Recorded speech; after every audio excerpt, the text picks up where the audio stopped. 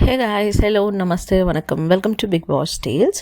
ఈ వీడియోలో నేను నిన్న జరిగిన ఓనర్స్ టాస్క్ ఉంది కదా, దాని గురించి మాట్లాడాలనుకుంటున్నాను.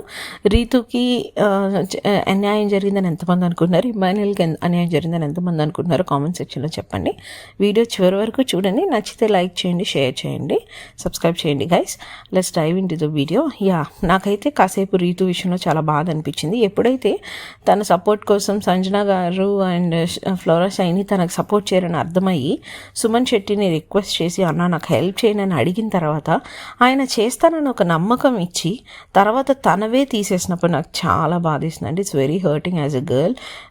షీ ట్రస్టెడ్ వన్ గాయ్ అనమాట. అంటే ఒక మగతన్ని ట్రస్ట్ చేసి నాకు హెల్ప్ చేయండి అన్నప్పుడు తను ముందే చెప్పుండాల్సింది, లేదు నా సపోర్ట్ నీకు కాదు అని. అలా కాకుండా సైలెంట్గా ఉండి తను అన్నా ప్లీజ్ అన్నా అంటున్నా కూడా వదలకుండా తను తీసేసుకోవడం I don't think it's right అనిపించింది. అఫ్కోర్స్ తను నిన్న ఇమాన్యుయల్ విషయంలో చేసిన 100% తప్పు, నా వీడియోలో నేను కూడా చెప్పాను.